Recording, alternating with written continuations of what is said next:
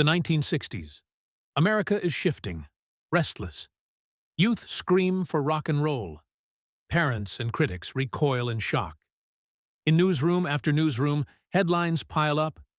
Elvis Presley, just a fad that will soon vanish. Noise, not art. A year from now, no one will care. On television, hosts chuckle. Commentators smirk. The laughter of critics fills the airwaves like a chorus of doubt. And then, sudden contrast. Against the sneers, the roar of millions rises from stadiums across the country. Crowds chant a single name with unstoppable force. Elvis! In the middle of this storm, one insult cuts sharper than the rest. Live, before a national audience, a respected critic leans forward and delivers the words that would follow Presley for years. "You're just a phase, son. In 10 years, no one will remember you." The studio erupts, some laughing, some gasping. Cameras linger on the young singer. He does not smile. He does not flinch. In that silence, you can feel history holding its breath. What Elvis said next would silence a room, ignite millions, and turn a cruel dismissal into one of the most legendary comebacks in music history. Let us know where you're watching from, and we hope you enjoy the story. The United States, in the late 1950s, stood on uneasy ground. A world war had ended little more than a decade earlier, and the nation wore its victory like a medal, shiny on the outside but carrying scars beneath. Suburbs spread outward from city centers, promising tidy lawns and predictability. Fathers returned from overseas to steady jobs in factories and offices. Mothers were encouraged to remain at home, guardians of order and morality. On the surface, everything seemed stable. Yet beneath the polished image of prosperity and conformity, tremors of change rumbled. There was fear of the Cold War, of communism, of anything unfamiliar. It was a country both triumphant and anxious, proud of its traditions but wary of new voices that might disturb them. Churches filled each Sunday with sermons that reinforced duty and discipline. Television, still young, projected images of clean-cut families who never raised their voices. Youth were expected to obey, to wear their hair short, to keep their desires hidden. For many in power, politicians, clergy, cultural gatekeepers, any deviation from this order threatened to unravel the post-war calm. Into this guarded atmosphere stepped a young man from Tupelo, Mississippi, who seemed almost ordinary at first glance. He had grown up poor, the son of a truck driver and a seamstress, his childhood shaped by the Great Depression and by the rough edges of the South. His hair was longer than most boys kept it. His voice carried the unmistakable cadence of gospel choirs and blues clubs, the very sounds considered unrefined by polite society. And when he performed, hips moving, eyes blazing, he cracked the polished facade of American respectability. Elvis Presley did not arrive with a strategy. He arrived with instinct. And that instinct tapped into something the older generation feared, but the younger generation craved: release. His early recordings in the mid-1950s sounded like nothing the mainstream had heard.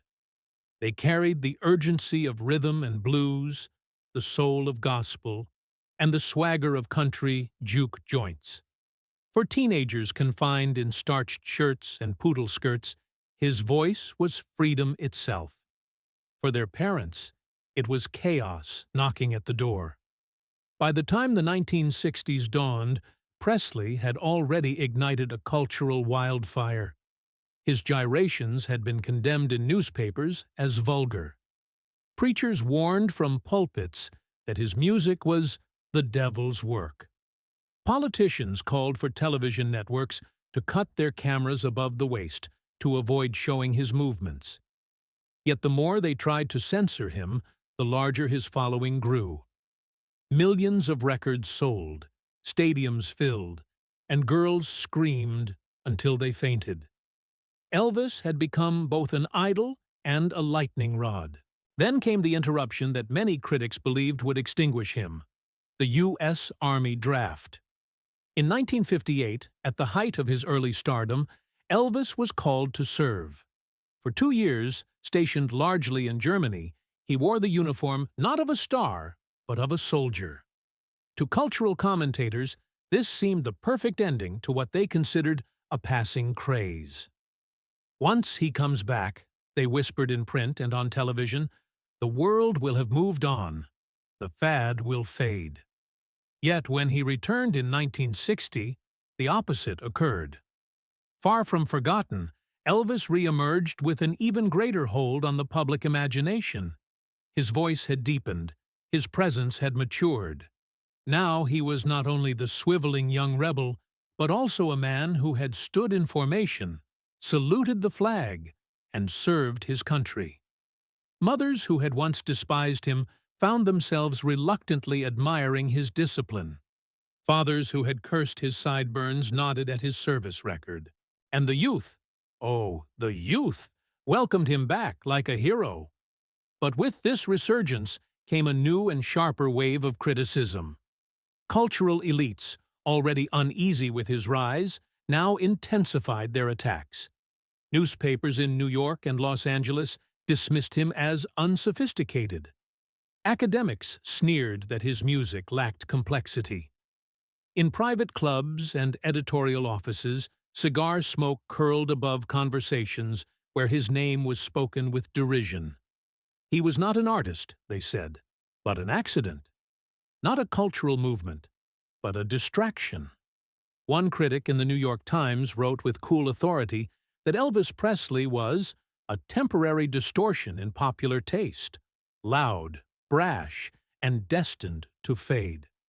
Another, in a national magazine, described him as an embarrassing reminder of the immaturity of American youth. Others in the music establishment, the self-appointed guardians of jazz and classical traditions, mocked him as a hillbilly impostor who would soon be forgotten. These words cut deeply, not only because of their cruelty, but because they were repeated so often that they formed a narrative. Elvis was a phase, nothing more. Imagine the tension for his fans, millions of them across the country. They adored him, lined up for his records, screamed his name in crowded arenas. Yet, when they opened the morning paper or turned on the evening news, they were told their devotion was foolish, temporary, even shameful. For them, the criticism stung almost as much as it did for Elvis himself. They were not only defending their idol, they were defending their own sense of identity against a culture that seemed determined to belittle it. And so the stage was set for a confrontation that would echo through the coming decades. On one side, a young man with a guitar, a voice, and an instinct that seemed almost supernatural. On the other, critics, intellectuals, and media voices who insisted he was nothing more than a cultural hiccup, soon to be erased. The clash between them was not merely about music. It was about the soul of a changing America, whether it would cling to the safety of conformity or embrace the dangerous energy of transformation. By 1960, that question was already burning. Elvis Presley, fresh from his military service, stood once more in the spotlight. The world watched with fascination, with suspicion, with longing, with dread. Some were certain the story was nearly over. They could not know that it was only beginning. Television in the early 1960s carried a unique authority. In millions of American living rooms, the small glowing screen had become the nation's new hearth. Families gathered after dinner to watch the evening news, variety hours, and the big talk shows that shaped public opinion. What appeared on those screens did not just entertain. It defined reputations. For performers, an invitation to a national broadcast was both opportunity and danger. A chance to win hearts, but also a place where a single mistake could be fatal. Misstep could linger forever in the public memory. It was in this environment that Elvis Presley found himself booked on a widely viewed program, a talk show that prided itself on lively debate. The producers wanted more than music. They wanted controversy.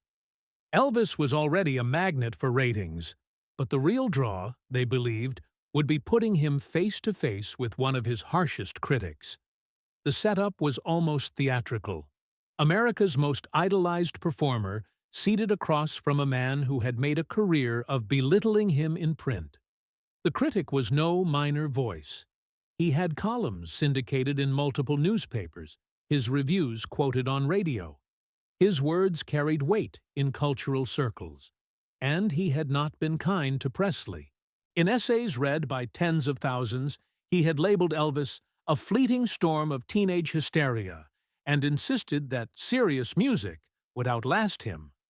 On the night of the broadcast, he seemed eager to deliver the same message directly to the singer's face.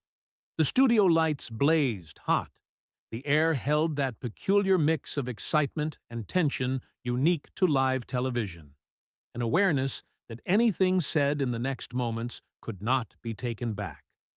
Elvis sat in a tailored suit, his hair slicked, his eyes calm yet watchful.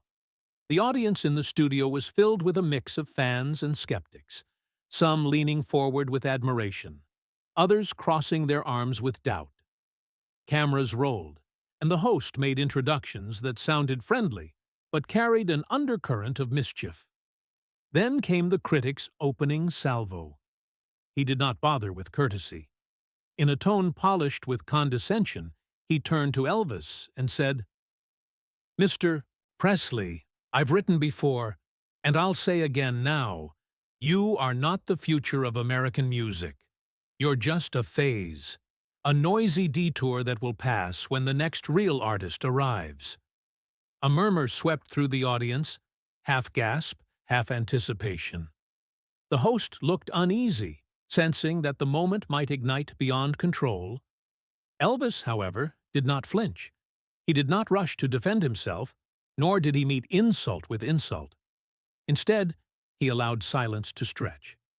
10 seconds. 15. The cameras caught his steady gaze. Viewers at home leaned closer to their sets, waiting. The critic, sensing he had scored a victory, straightened in his chair. Finally, Elvis spoke. His voice was soft, almost measured, but carried an unmistakable weight. "Well, sir," he said, pausing just long enough to hold the room in suspense, "if I'm just a phase, then I reckon it's been a mighty long one. And from the looks of things, we're still not finished." The effect was electric. Laughter broke first from the back rows, then spread into applause. What struck the audience was not just the cleverness of the remark, but the dignity with which it was delivered. Elvis had not shouted, had not insulted.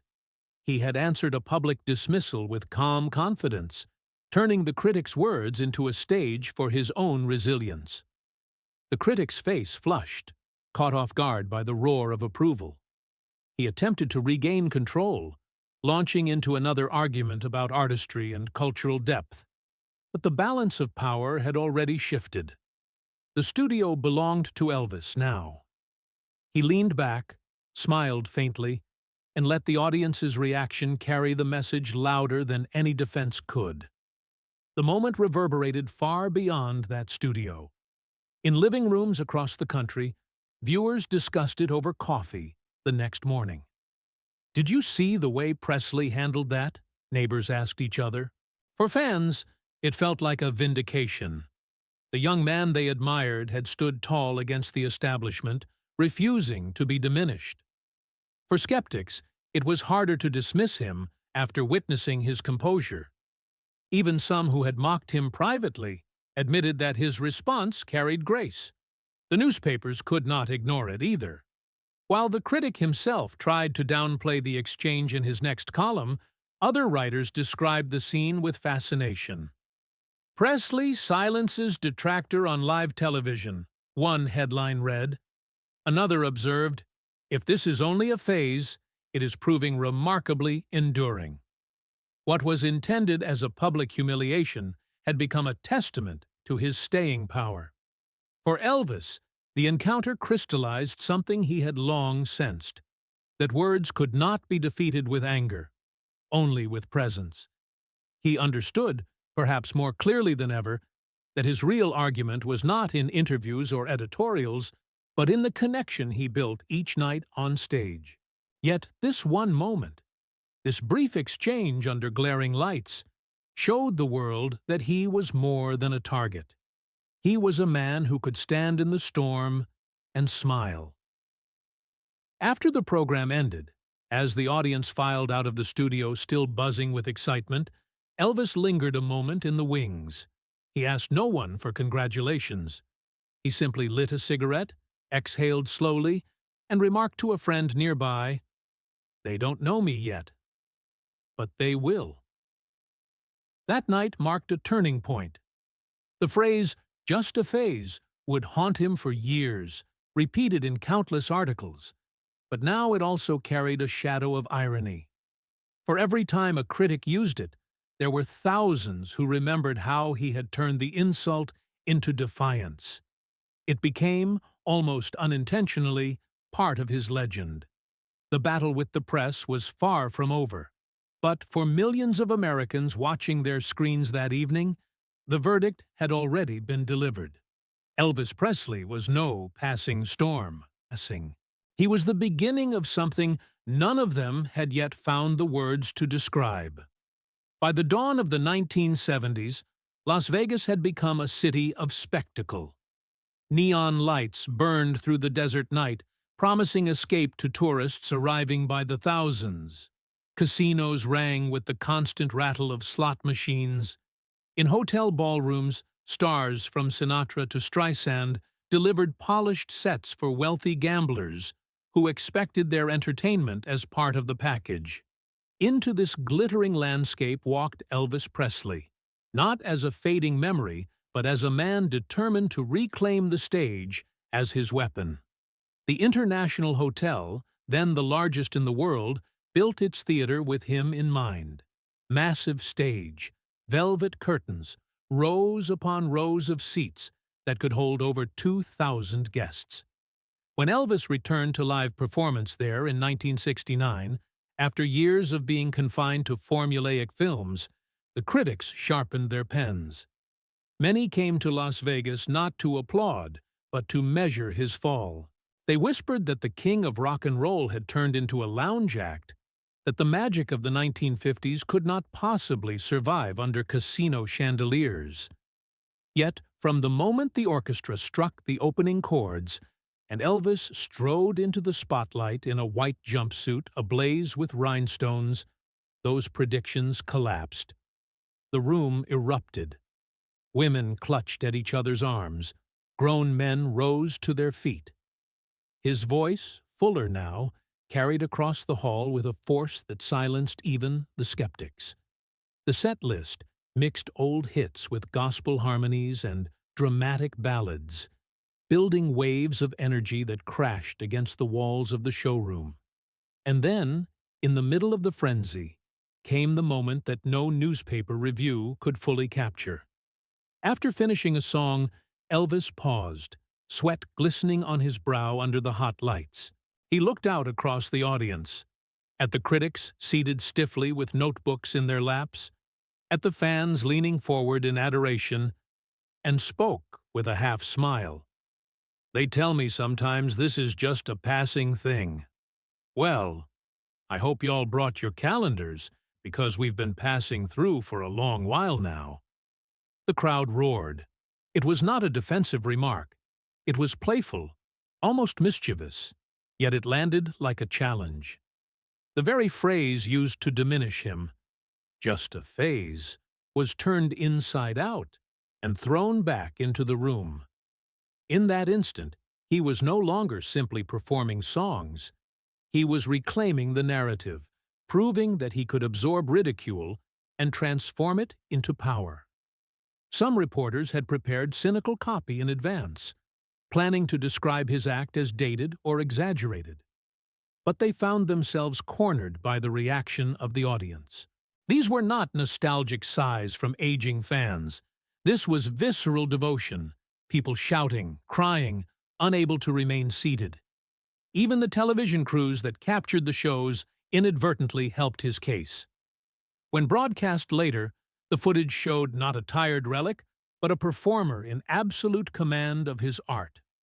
On another night, after another wave of harsh reviews had appeared in print, Elvis did something even more audacious. As the orchestra played its introduction, he raised a hand to stop them. Into the hushed silence, he said, almost casually, "I want to thank the critics. Truly, if it weren't for them, I might have gotten lazy. They keep me working harder than ever." The audience erupted, not only because of the words, but because of the confidence with which he delivered them. He had shifted the balance entirely. What was meant to weaken him became fuel. The more he was doubted, the stronger he seemed to stand. Behind the glamour, the reality was grueling. 2 shows a night, 7 nights a week, each one demanding the full measure of his energy. Yet the audiences did not see fatigue. They saw a man who poured himself out, as if each performance might be his last. Cameras often caught fans weeping openly during tender ballads, clutching their programs as if holding fragments of history. News clips showing these moments spread across the country, softening the edges of the harshest reviews. For Elvis, the stage was not simply a workplace. It was a battlefield where he could prove, night after night, that he was no fading star. He had no need to argue in interviews or defend himself in magazines. All he had to do was walk out under the lights, take the microphone, and let the music answer. And so, paradoxically, the very city that some predicted would reduce him to kitsch became the place where his legend was reborn. Las Vegas audiences left the showroom telling friends, "You've never seen anything like it." Tourists returned home with stories not of gambling wins, but of a singer who seemed larger than the desert sky itself. Critics still wrote their skeptical columns, of course. They always would. But even some of them had to admit grudgingly that what they had witnessed could not be dismissed. "Presley remains a force of nature," one reluctant review acknowledged. Another admitted, "If this is decline, most performers would beg for such a downfall." For the fans, though, there was no debate. They had been there, they had seen it, they had felt it. And as long as he kept taking the stage, no headline could erase the memory. What began as a gamble in the neon capital of the desert became something far greater. A declaration that Elvis Presley was not a phase to be endured. He was an era unfolding in real time, and the world, whether it cheered or scoffed, was forced to witness it. While Elvis dazzled audiences under blinding spotlights, another kind of theater played out in smoke-filled rooms miles away. In the editorial offices of New York, Los Angeles, London, and Chicago, critics hammered typewriter keys with a determination equal to any performer's labor on stage. Their stage was the printed page, their audience the readers who trusted them to define what was tasteful, lasting, and worthy of history. And in those circles, Elvis Presley had become a favorite target. The atmosphere of a newsroom in the 1960s carried its own electricity.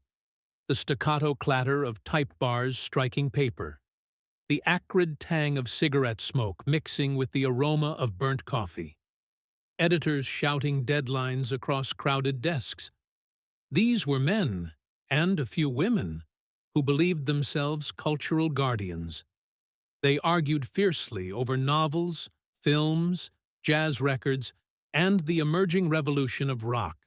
To many of them, Presley represented an intruder, a rural southerner who had slipped past their gates and enthroned himself in the palace of mass culture.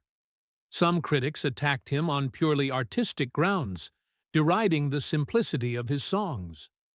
Others leaned on class prejudice, painting him as a truck driver who stumbled into stardom, an emblem of what they saw as Middle America's shallow appetites. Still others admitted, with barely concealed resentment, that Presley had shifted attention away from the artists they championed. Jazz musicians, folk poets, classical performers struggling for space in the popular imagination. By the late 1960s, the competition for cultural dominance intensified. The Beatles had redefined what a rock band could be. The Rolling Stones embodied danger and rebellion in their own British way. Bob Dylan, with his tangled hair and cryptic verses, had convinced intellectuals that rock could be poetry. Against this backdrop, many journalists cast Elvis as a relic, an early spark now outshone by brighter flames. British papers were especially merciless. In 1968, one London columnist sneered that Presley had become the dinosaur of rock and roll, lumbering across a landscape now claimed by the youth of today. The phrase echoed across the Atlantic, reprinted gleefully by American editors. But there was more than spontaneous opinion at work. Behind closed doors, pressures from the music industry itself influenced coverage. Record labels pushing their new stars had little incentive to keep Presley on the throne. Publicists courted critics with early access, exclusive interviews, or private concerts, always with a subtle undertone. It was time to move on from Elvis. To declare him passé was not only fashionable, it was profitable. Elvis, of course, could not ignore these assaults. Despite his reputation for confidence, he was a man who read the papers. In hotel rooms after shows, between rehearsals, even on airplanes, he flipped through magazines to find his name. Friends recalled how he lingered over reviews, his brow furrowed, sometimes shaking his head, sometimes going silent for long stretches. He did not lash out publicly, but the words stuck. The irony was sharp. At the very moment when his fans packed arenas and bought millions of records, the written record of the time painted him as outdated. The disconnect was maddening. For the young girl in Kansas who pinned his photo above her bed, for the steel worker in Ohio who saved wages to see him live, it was obvious he was still alive in the culture. But the pages of Time or the New York Times suggested otherwise. It was not only the American press. Across Europe, where new movements in music were exploding, journalists positioned Elvis as yesterday's news. The cultural elite wanted sophistication, experimental sounds, political lyrics. Elvis still sang of love, heartbreak, longing, themes dismissed as too simple for an age of protest marches and philosophical manifestos. Yet what his critics did not fully grasp was the depth of his connection to ordinary people. For them, Elvis was not a headline to be consumed or discarded. He was part of the fabric of daily life, the soundtrack of first dances, long drives, and stolen kisses. His music carried a warmth that transcended intellectual fashion.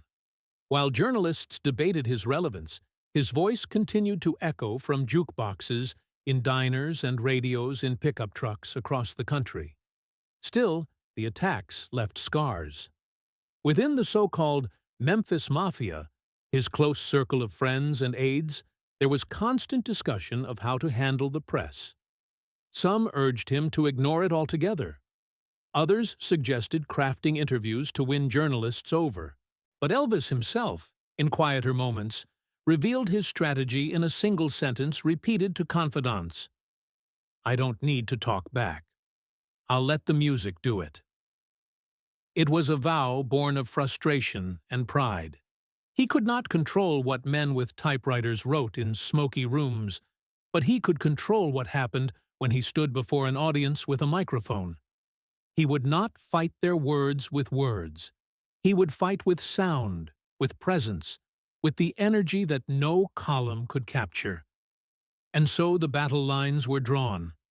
On one side, the cultural gatekeepers who dismissed him as a fading novelty.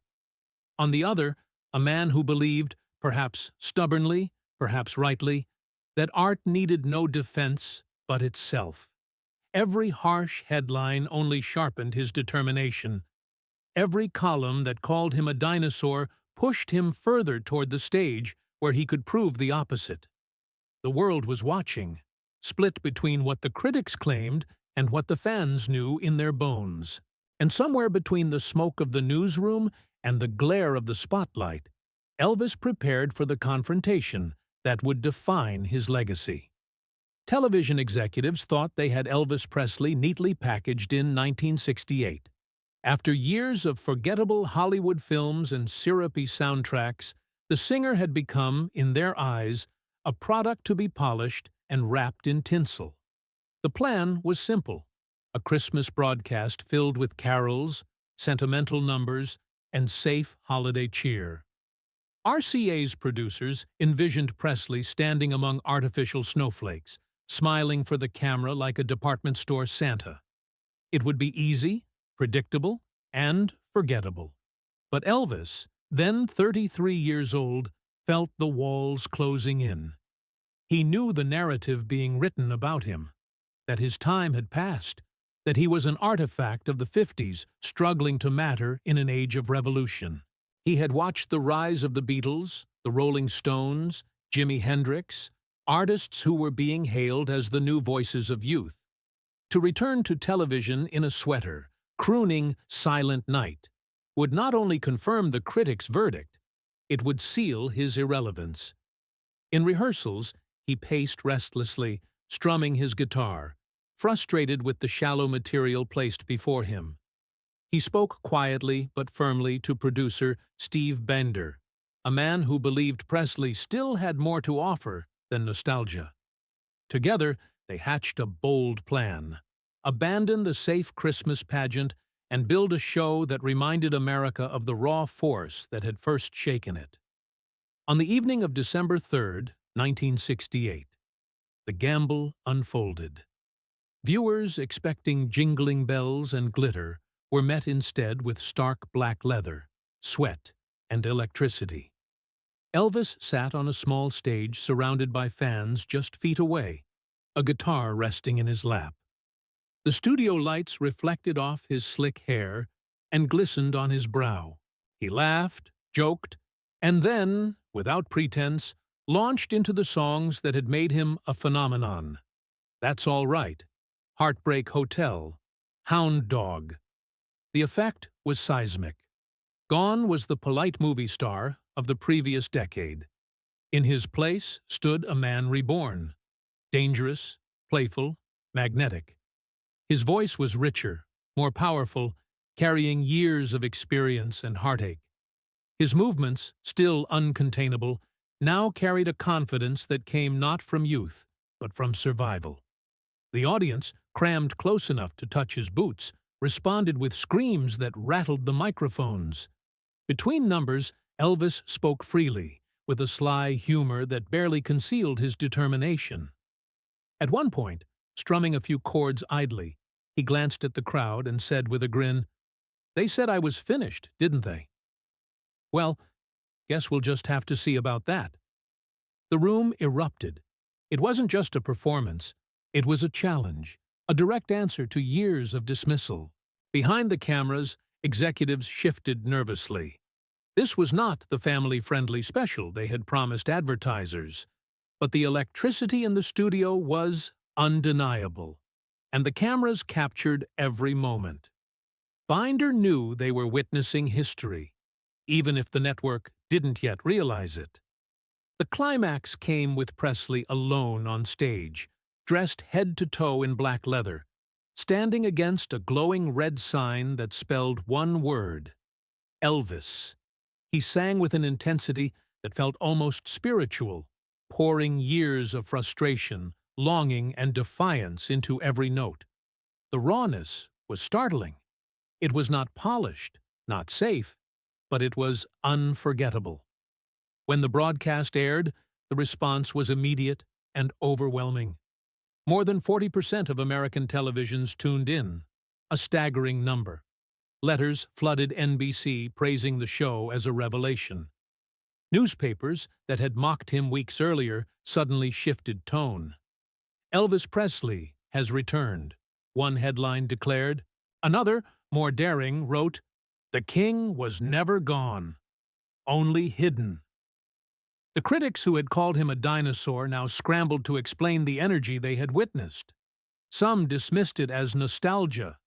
Others admitted, reluctantly, that he had proven his power once again.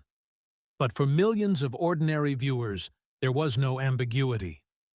Elvis was back, alive, and more vital than ever. Perhaps the most telling reaction came not from the press, but from young musicians watching at home. Bruce Springsteen, then a teenager, would later say that seeing the comeback special convinced him of what rock and roll could be. Countless others traced their careers to that night when Elvis showed that authenticity could still cut through a world of artifice. For Elvis himself, the special was more than a broadcast. It was redemption. After years of being shaped, packaged, and underestimated, he had reclaimed his identity before the world.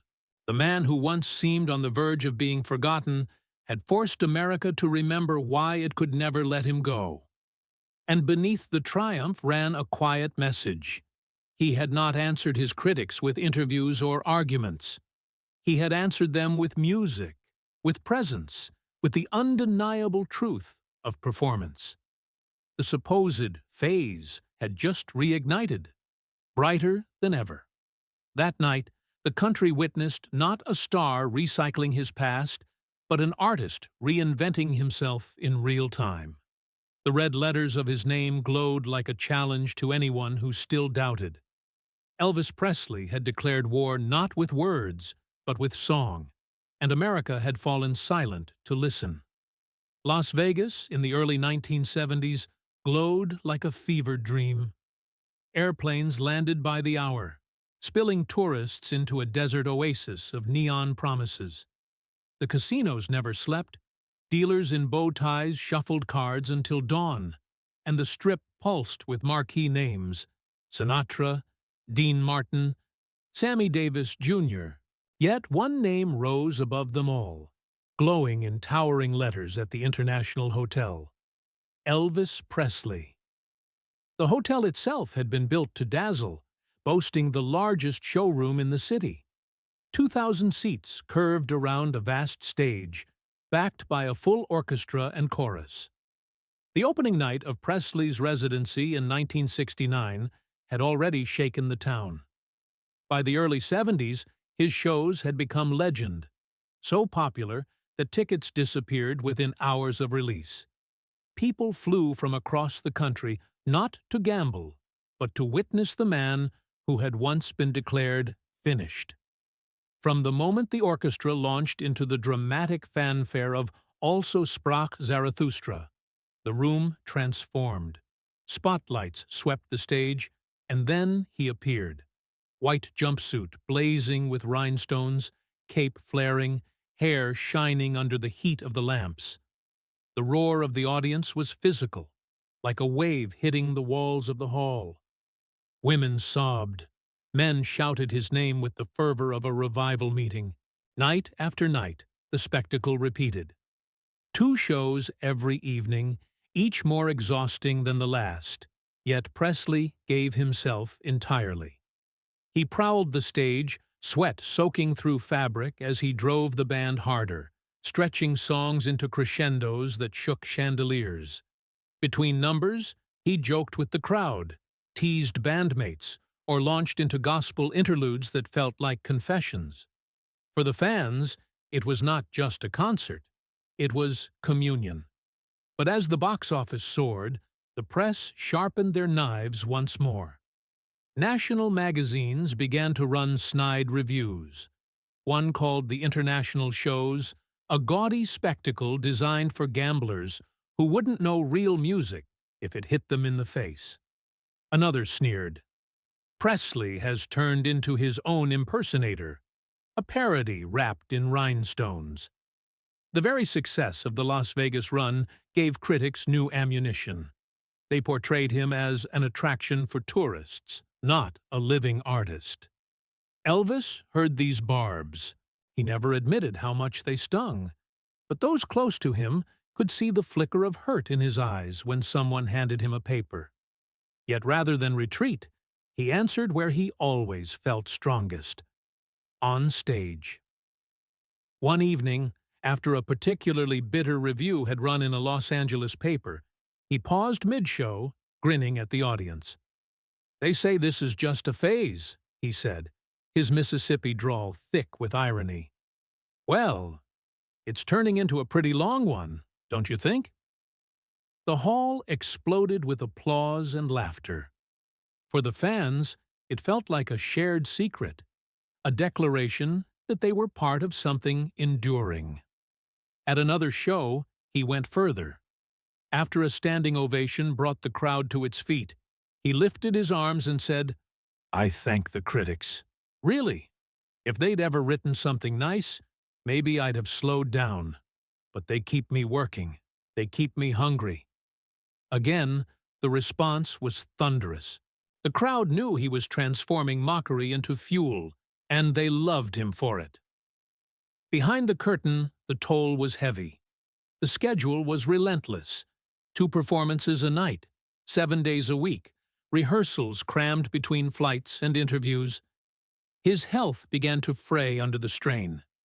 Pills to sleep, pills to wake, pills to push through exhaustion.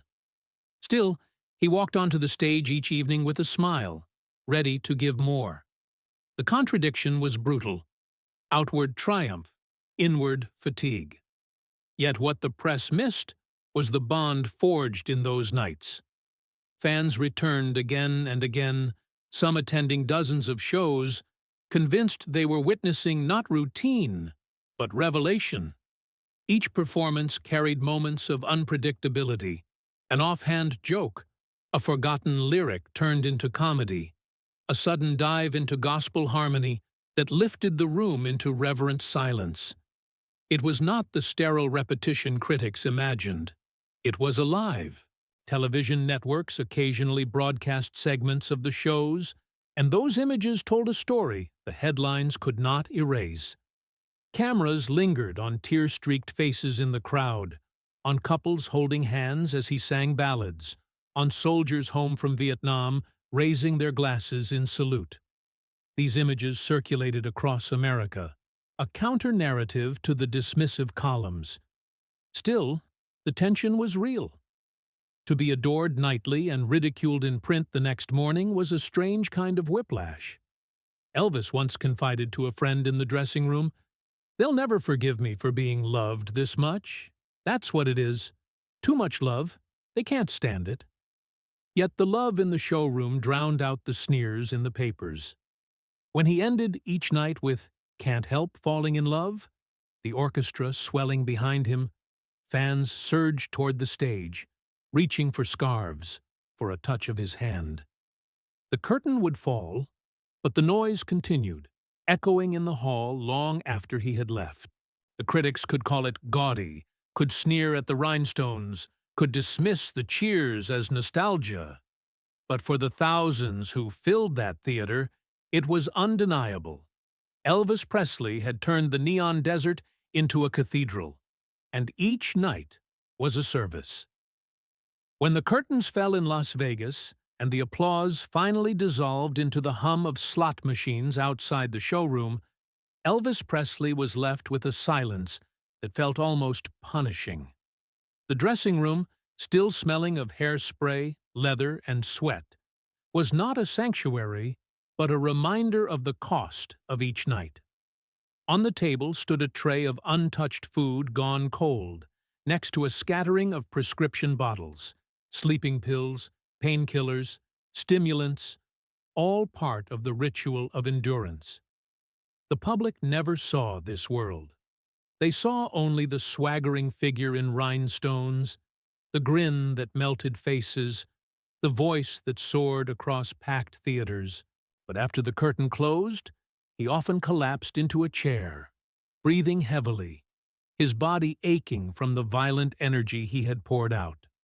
A towel draped across his shoulders, he sometimes stared at the floor for long minutes, as if gathering the strength to become himself again. What gnawed at him most was not the exhaustion alone, but the words he carried with him. He read them in hotel suites, on airplanes, even in the quiet moments before sleep. His magic is gone. A caricature of his younger self. A man out of time, clinging to sequins. These headlines cut deeper than he admitted. Friends noticed he kept folders of clippings, some praising, many cruel. He would thumb through them like a man probing a wound, grimacing but unable to stop. The paradox was maddening. Each night he faced audiences that adored him without hesitation. People screamed his name, reached for his hand, wept openly when he sang, and yet the morning paper insisted he was fading, irrelevant, a leftover from another era. To live in those two realities, idolized and mocked at once, was a torment only he could feel. The Memphis Mafia, his circle of friends and confidants, tried to shield him. They urged him to stop reading reviews, to focus only on the stage. "You've got nothing to prove," one would tell him. But Elvis would shake his head. "You don't understand," he'd murmur. "I have to prove it, every night, or they'll say they were right." In hotel rooms after midnight, the phone rang constantly.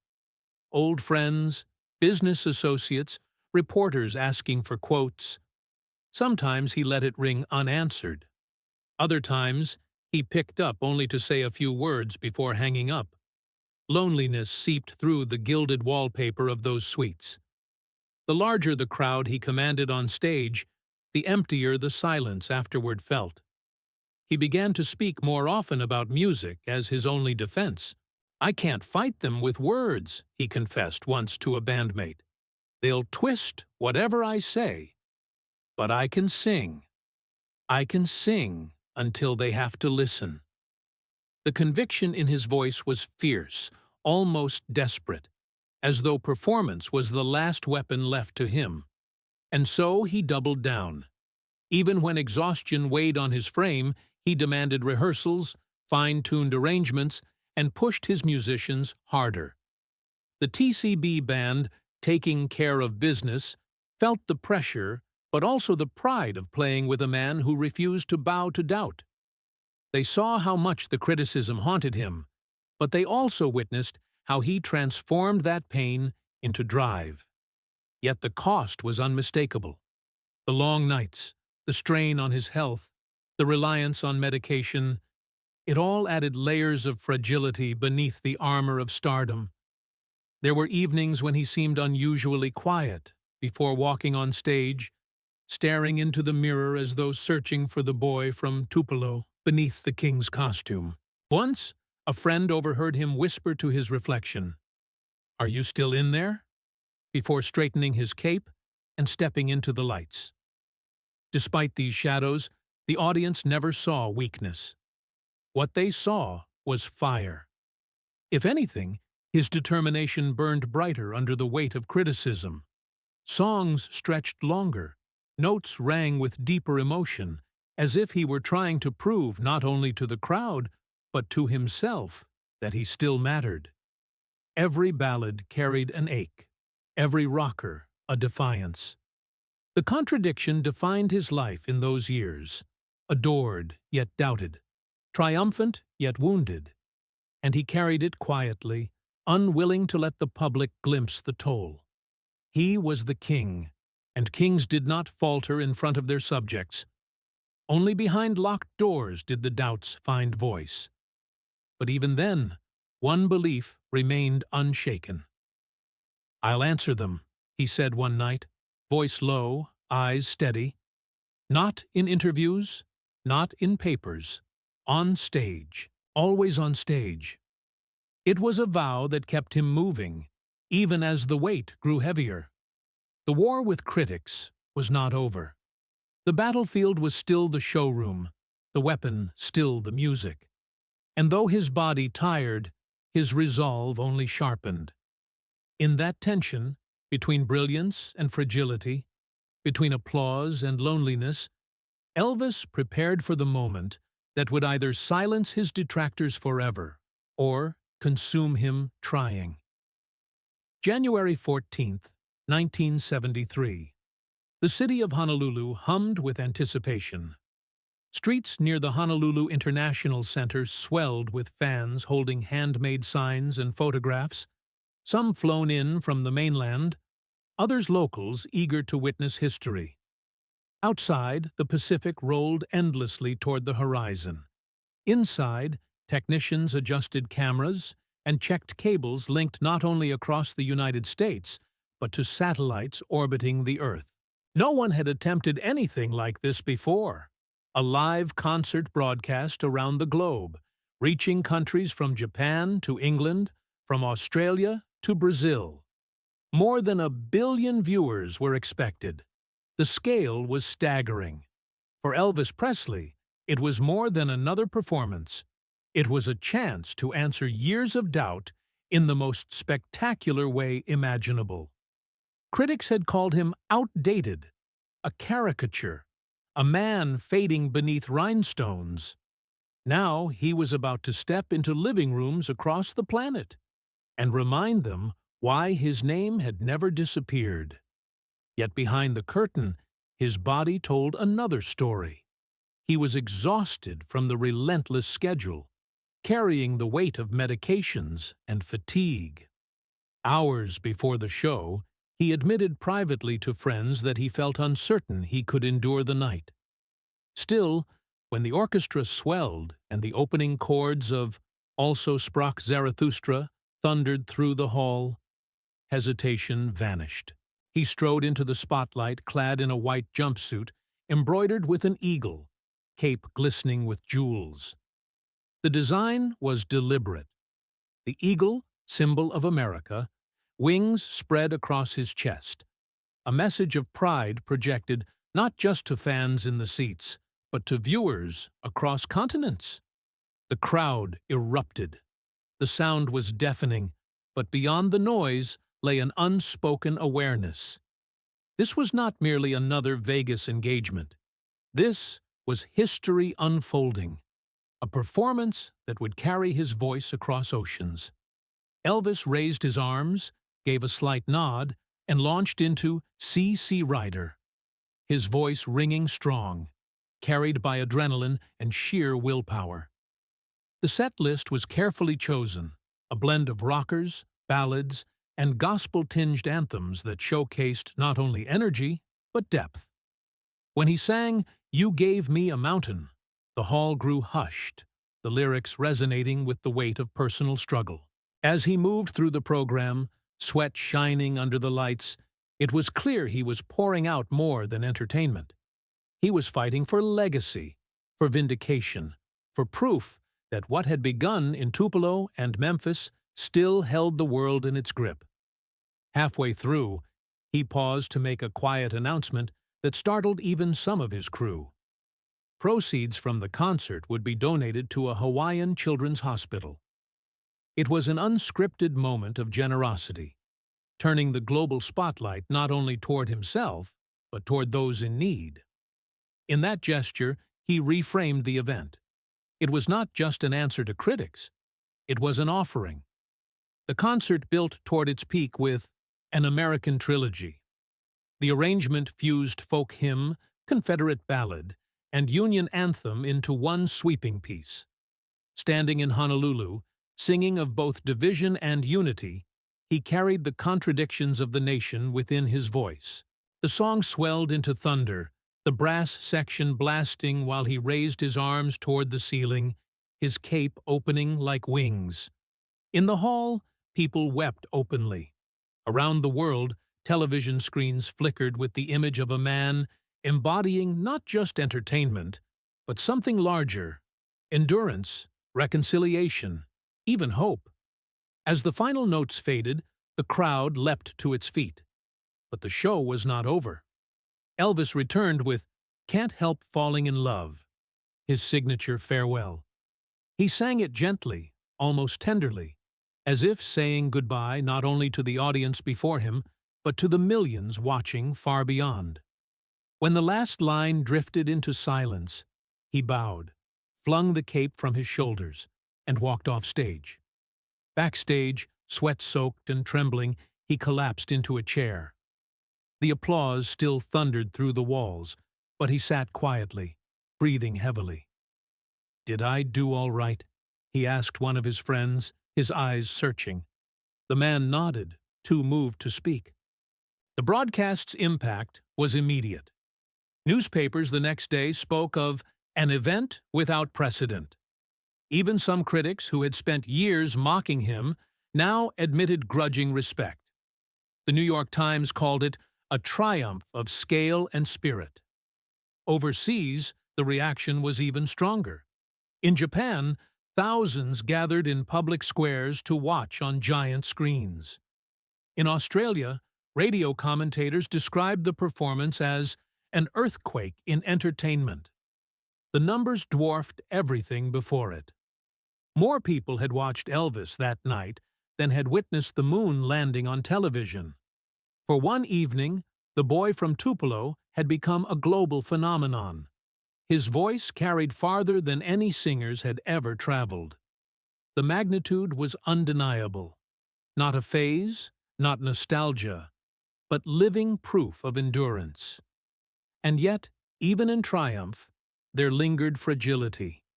He had delivered magnificently, but those closest to him saw the cost etched on his face. The struggle with fatigue, the toll of constant performance, it was not gone. But for one night, he had risen above it, and the world had risen with him. What remained was more than spectacle.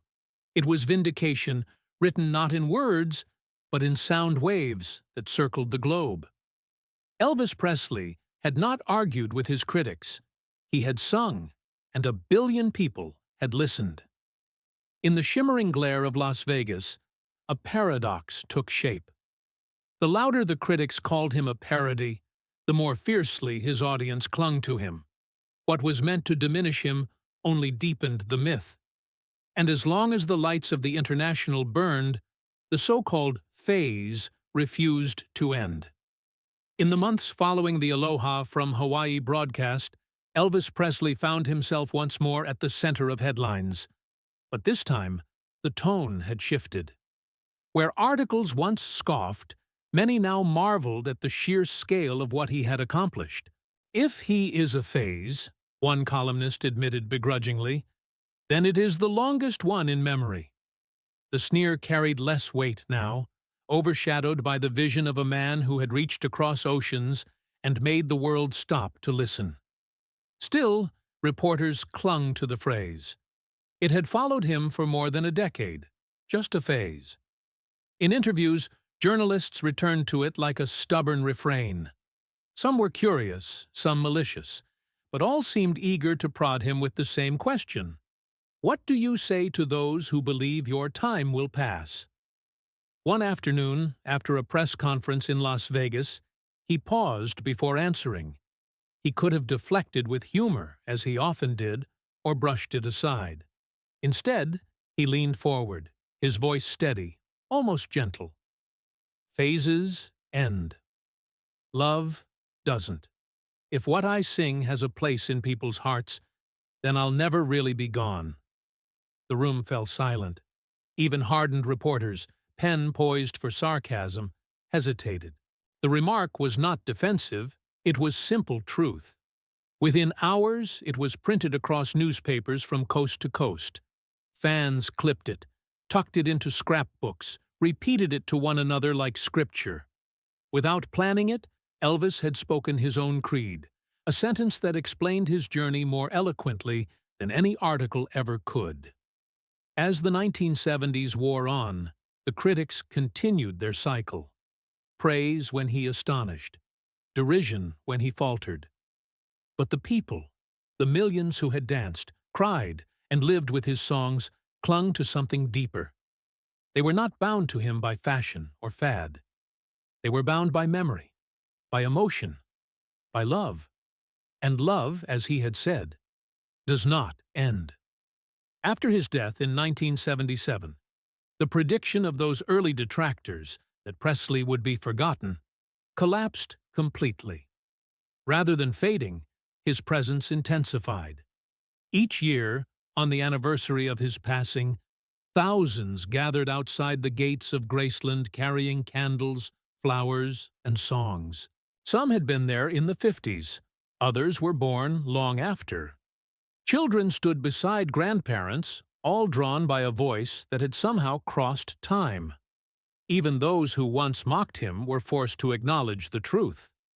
In later years, critics who had dismissed him as a fad revised their words. Presley was not a phase, one wrote candidly. He was the beginning of modern popular music. Another, decades after first labeling him a parody, conceded, "History has proven him larger than our judgments." But the real verdict lay not in articles, but in devotion. Fans from every corner of the globe continued to travel thousands of miles to Memphis. They lined up in the southern heat, waiting hours for a glimpse of the home he once filled with laughter. Some wept quietly. Others sang his songs under the August sky. The scene repeated year after year, testimony that no pen could erase what had taken root in human hearts. His music never left the airwaves. Radio stations dedicated entire weekends to his catalog. Young artists cited him as influence, from rock bands to country singers to pop stars decades removed from his time. Each new generation discovered him anew, proof that he had transcended the moment that birthed him. The words, "just a phase," eventually lost their sting. They became almost ironic, a reminder of how wrong the world's gatekeepers had been. For what phase lasts beyond death, grows stronger with time, and binds strangers across generations?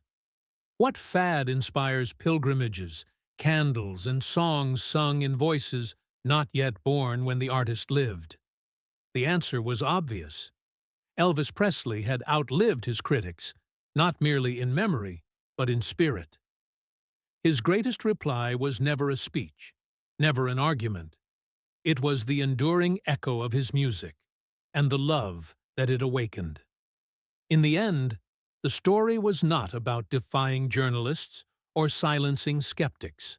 It was about a boy from Tupelo who carried a guitar and a dream, who stood unshaken before ridicule, and who trusted that if he poured himself honestly into song, people would feel it. They did. They still do. And so, long after the last review yellowed in forgotten archives, the legacy remains. The lights at Graceland glowing through the night, the voices of fans rising in unison, the certainty that phases may pass, but Elvis Presley never will.